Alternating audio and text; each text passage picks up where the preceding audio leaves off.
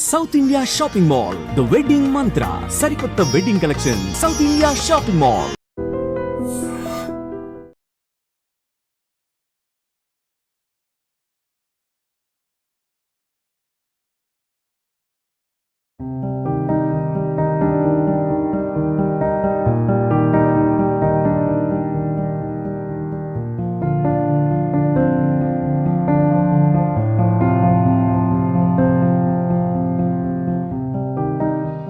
కనుమ రోజు కొట్టాడని మేము న్యూఢిల్లీ వెళ్ళిపోయాం చెప్పకుండా. పోలీస్ సంక్రాంతి పండుగ కనుమ రోజు కొట్టాడని న్యూఢిల్లీ వెళ్ళిపోయాము. ఇక్కడ మిస్సింగ్ కేసు పెట్టారు. మిస్సింగ్ కేసు పెట్టారు. ఎందుకు వెళ్ళారు? అక్కడ ఎవరైనా ఉన్నారా? కేసు పెడతానేమో ఆ ఆంటీ మాట్లాడారు కదా ఇందాకలా, ఆ ఆంటీ రప్పించేసి ఇక్కడ ఫస్ట్ రాగానే ఆంటీ ఇంటికి వెళ్ళాం. ఆ తర్వాత ఏమో ఈ స్టేషన్కి వచ్చాం. స్టేషన్కి వచ్చేసి మా నాన్న మా అన్నయ్య వచ్చారు. బతిమాలాడు. ఆ తర్వాత అయిపోయింది. బయట కూర్చొని బ్రతిమలాడారు. డాడీ అమ్మనా? పోలీసులు వద్దు లక్ష్మి లక్ష్మి లక్ష్మి ప్లీజ్ అన్నాడు. పోలీసులకు చెప్పొద్దు అని అంటేనేమో మళ్ళీ ఇంటికి వచ్చేసాము మేము ముగ్గురు. వచ్చేస్తేనేమో డాడీ ఏమో బయటే ఉన్నాడు. సందులోనే పడుకొని సందులోనే తిని అన్నీ అక్కడే. మళ్ళీ మాట్లాడిన తర్వాత మళ్ళీ ఇంటి లోపలికి వచ్చేసి మళ్ళీ కొట్టాడు. ఇలా తోస్తాడు. మళ్ళీ నా తలకి దెబ్బ తగిలింది. మళ్ళీ తోసి ఇవాళ నిన్న నైట్ జరిగింది గొడవ. డ్రింక్ చేస్తారు మీ డాడీ? అప్పుడప్పుడు చేస్తారు. మిమ్మల్ని కొడతారా? మిమ్మల్ని ఏమైనా అంటారా? మమ్మల్ని ఏమంటారు. నిన్న రాత్రి ఏమో 4 గంటలకి ఇలా జరిగింది. ఇప్పుడు తెల్లవారుజామున ఏమైంది? నైట్ పడుకున్నారు మీరు? పడుకున్నాము. ముందే సైలెంట్ గా డ్రమ్ములతో గుద్దేశాడు. తర్వాత ఏమో మేము లెగ్సాం గట్టిగా అది గుద్దేశాడు. ఆ తర్వాత ఏమో గట్టిగా గుద్దాడు. గుద్దేసిన తర్వాత ఏమో అమ్మ అప్పుడు అరవలేదు, ఇలా వణికిపోయింది. మళ్ళీ 10 సార్లు దాకా గుద్దాడు. అమ్మేమో కోమలోకి వెళ్ళిపోయింది. నాన్నేమో పిల్ల జాగ్రత్త చెల్లి నువ్వు చూసుకో అన్నాడు. ఎవరితో చెప్పాడు? అన్నయ్యతో. నువ్వు విన్నావా? చెల్లి జాగ్రత్తగా ఉండండి రీతు, మేము వెళ్ళిపోతున్నాం అని చెప్పాడు. ఊరేసుకొని చనిపోయాడు. ఆ టైంలో అమ్మని కొడుతున్నప్పుడు 4 గంటలకు మీరు లేచిపోయారా? అన్నయ్య లేచిపోయాం.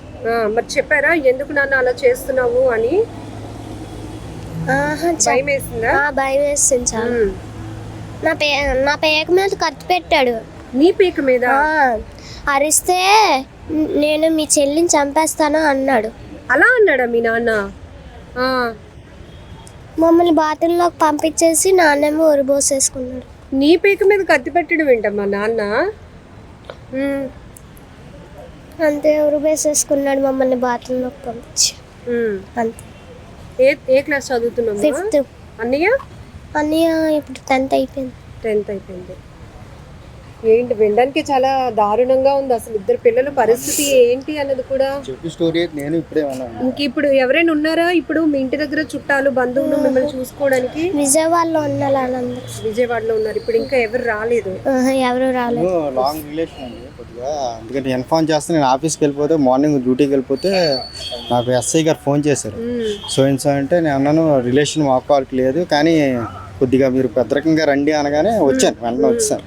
మా ఇంట్లో బ్యాగ్ పెట్టి, మా అమ్మగారు నేను ఉంటాను, ఏజ్డ్ పర్సన్, కొద్దిగా కాలేజ్ బాగోదు, బయటకి అది రాలేరు. సరే అని చెప్పి వచ్చే సిచ్యువేషన్ చూస్తే అక్కడ మన 10 మంది పోలీసులు ఉన్నారు. వెళ్ళాను, చెప్పారు మామూలుగా. ఇలా చెప్పగానే ఎవరెవరున్నారు కొద్ది ఫోన్ నెంబర్లు కావాలని వాళ్ళు అడిగారు. ఫోన్ నెంబర్స్ ఎవరెవరు వీళ్ళకి చుట్టాలన్నారు. వీళ్ళు కొంతమంది చుట్టాలు మనకు తెలియదు, కొంతమంది తెలుసు. ఉన్ని చుట్టాల నెంబర్లు ఆల్రెడీ నేను ఇవ్వకముందే వాళ్ళ కొడుకు ఇచ్చాడు కొన్ని, తర్వాత ఒక 2 ఇచ్చాను. ఎవరికి ఫోన్ చేసినా కొందరు అవుతున్నాయి, కొందరు అవ్వట్లేదు, కొందరు రెస్పాండ్ అవ్వట్లేదు, కొందరు రాలేదు. ఇప్పుడు కూడా ఫోన్ చేసి ఇప్పుడే జస్ట్ మాట్లాడాను. ఇప్పుడు ట్రైన్ ఇంకా వాళ్ళ అమ్మకి బాగోలేదు అంటే, వీళ్ళ అమ్మమ్మ బాగోలేదు, సిలిండర్ ఎక్కిస్తున్నారు, ఇది అయిపోయాక ట్రైన్ చూసుకొని వస్తాం, ఏ టైం వస్తామో తెలియదు అంటున్నారు. మా ఇంట్లో నాన్న ఏమైనా రాసారా ఈ మేమిద్దరం చనిపోవడానికి కారణమని?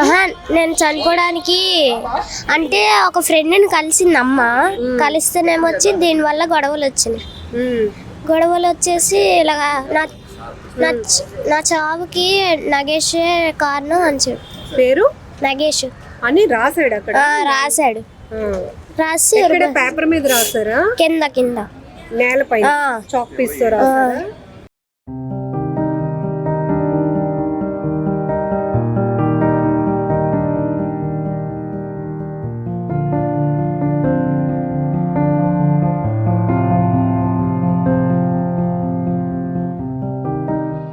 విశాఖ రెడ్డి కంచరపాలెంలో విషాదకర ఘటన జరిగింది. భార్యను అత్యంత దారుణంగా కొట్టి చంపి భర్త కూడా ఆత్మహత్య చేసుకున్న ఘటన. ఈ విషాదంతో ఇద్దరు పిల్లలు తల్లి తండ్రిని కోల్పోయాయి. ఇప్పుడు రోధిస్తున్నటువంటి పరిస్థితి ప్రతి ఒక్కరిని కంటతడి పెట్టిస్తోంది. అనుమానం పెనుభూతంగా మారి ఇద్దరు ప్రాణాలని బలి తీసుకున్నటువంటి ఘటన ఇది. అసలు ఏం జరిగింది అడిగి తెలుసుకుందాం. కంచరపాలెం సిఐ చంద్రశేఖర్ గారు మనతో పాటు ఉన్నారు. సరే, ఈ ఇన్సిడెంట్కి కారణం ఏంటి సార్? అసలు భార్యను అంత దారుణంగా చంపి అతను కూడా సూసైడ్ చేసుకోవడానికి కారణం ఏంటి? ఈ భార్యాభర్తలండి మన నందిక మా గోపీనాథ్ అండ్ భార్య లక్ష్మి అనే ఇద్దరు కూడా విజయవాడలో ఉండేవారండి. 18 ఇయర్స్ ఉన్న తర్వాత 18 ఇయర్స్ ఉన్న తర్వాత ఒక 9 months బ్యాకే వైజాగ్ రావడం జరిగిందండి. ఆ తర్వాత ఇద్దరు కూడా వాళ్ళ అమ్మ ఇంట్లో ఉండేవారు కంచరపాలెం లిమిట్స్లోనే. ఉన్న తర్వాత వీడి మీద అనుమానం, తర్వాత హౌస్ డాక్యుమెంట్స్ కూడా అడుగుతుండేవాడు. దాని మీద ఆవిడ ఇవ్వనని చెప్పింది. ఎప్పుడు కూడా ఈ అనుమానంతో గొడవ పడడం వలన నైబర్స్ కూడా అందరూ కూడా చెప్తున్నారండి. దాని మీద నిన్న నైట్ ఏంటంటే ఇంట్లో ఉన్న డబ్బులతోని పిల్లలంతా పడుకున్న తర్వాత తల మీద కొట్టి చంపడం జరిగింది. ఆ టైంలో వాళ్ళ అబ్బాయి కూడా అడ్డుకుంటే అతను కూడా కూతుర్ని కూడా బెదిరించి వాళ్ళని వేరే రూమ్లో బంధించి అతను హ్యాంగింగ్ చేసుకోవడం జరిగిందండి. సార్, ఇలా విజయవాడ నుంచి ఉన్నప్పుడు కూడా గొడవలు కొనసాగుతూనే ఉన్నాయి సార్, లేకపోతే విశాఖపట్నం వచ్చిన తర్వాత ఈ అనుమానం అలాగే ఆస్తికి సంబంధించి డాక్యుమెంట్కి సంబంధించి గొడవలు కొనసాగుతున్నాయి సార్? అంటే విజయవాడలో ఉన్న గొడవల గురించి ఇంకా మనకు దృష్టిలో లేదండి. అది కొద్దిగా ఇన్వెస్టిగేషన్లో తేడాలు ఉంది. ఇక్కడైతే గొడవలు జరుగుతున్నట్టు నైబర్స్ అందరూ చెప్తున్నారు. దాని మీద ఇంకా ఇన్వెస్టిగేషన్ చేసి చేస్తున్నాం. సార్, ఇతను గోపీనాథ్ ఏం చేస్తూ ఉంటాడండి? ఆమె కూడా ఏమైనా వర్క్ చేస్తుందా? అసలు ఏ రకమైనటువంటి అనుమానం? ఈ భార్య అయితే మాత్రం వైజాగ్లో ఒక బట్టల షోరూంలో సేల్స్ ఉమెన్గా పనిచేస్తుందండి. భర్త అయితే మాత్రం పెయింటర్గా పనిచేస్తున్నాడు. సార్, ఇక్కడ ఇప్పుడు వీళ్ళు ప్రజెంట్ ఉంటున్నది ఓన్ హౌసేనా? ఆ హౌస్కి సంబంధించిన డాక్యుమెంట్స్ కావాలి అనేది ఒత్తిడి ఇక్కడ చూడొచ్చా? అయితే గొడవలు ఎప్పటి నుంచో జరుగుతున్నా కూడా నిన్న అర్ధరాత్రి ఒక్కసారిగా ఇలాంటి కఠినమైన నిర్ణయం తీసుకోవడానికి కారణం ఏంటి సార్? ఏమైనా గొడవ స్థాయి పెద్దదైందా ఏంటి?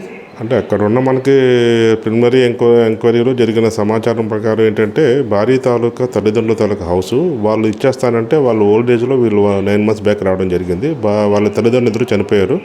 ప్రజెంట్ ఈవిడికే ఆ ఇల్లు కూడా వస్తుంది. దాని డాక్యుమెంట్స్ లోన్ కోసం అడుగుతున్నాడని గొడవ పడేవాడు. దట్ ఆవిడ మీద అనుమానంతో ఎప్పుడు కూడా గొడవ పడడం జరిగింది. ఈ గొడవలు కొనసాగుతున్న క్రమంలో ఆమె అతని పైన కేసులు ఏమైనా పెట్టిందా సార్? ఆ కేసు వెనక్కి తీసుకోవాలి, స్టేషన్లో కంప్లైంట్ ఇచ్చిన కంప్లైంట్ వెనక్కి తీసుకోవాలని నిన్న అర్ధరాత్రి కూడా చాలా బలంగా వీళ్ళిద్దరి మధ్య తగాదా జరిగినట్టు తెలుస్తోంది. అంటే కేసెస్ అంటే ఎప్పుడు కూడా గొడవ పడడం జరిగేదండి. దాని మీద వాళ్ళు దిశ పోలీస్ స్టేషన్లో ఇచ్చారు. అక్కడ కూడా కేసు అయితే రిజిస్టర్ చేయొద్దండి.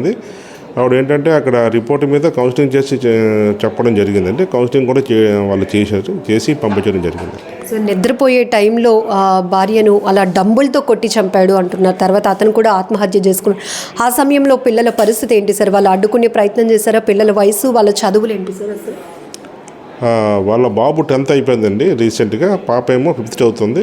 ఫస్ట్ ఎప్పుడైతే సౌండ్ వచ్చిందో లేచి అడ్డుకోబోయారు. అడ్డుకున్నప్పుడు వాళ్ళని కూడా బెదిరించి వేరే రూమ్లో బంధించి అతను కూడా హత్య చేసిన తర్వాత అతను హ్యాంగింగ్ చేసుకుని చనిపోయాడు. ఈ భార్య భర్తల గొడవల మధ్యలో పిల్లల్ని ఎప్పుడైనా కొట్టడం కానీ ఇట్లాంటివి చేసినట్టు? లేదండి, అటువంటిది ఏం లేదు.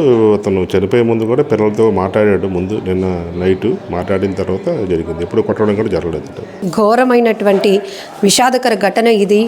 ఆస్తి తగాదాలు అలాగే అనుమానం రెండూ కలగలిపి భార్యను అత్యంత దారుణంగా డంబుల్తో కొట్టి చంపి తాను కూడా ఆత్మహత్య చేసుకున్నాడు. ఇప్పుడు ఇద్దరు పిల్లలు, ఒక అబ్బాయి అమ్మాయి కూడా తల్లి తండ్రి లేనటువంటి అనాథలుగా మిగిలిపోయిన పరిస్థితి. ఆ ఇద్దరు పిల్లల్ని చూస్తే ప్రతి ఒక్కరూ కన్నీరు పెట్టుకుంటున్నారు. ఏదేమైనా ఈ మధ్య కాలంలో తరచుగా జరుగుతున్న భార్యాభర్తల మధ్య విభేదాలు, తగాదాలు, హత్యలు, ఆత్మహత్యల వరకు దారితీస్తూ పిల్లల్ని అనాథలుగా మారుస్తున్నటువంటి పరిస్థితులు చాలా బాధాకరం.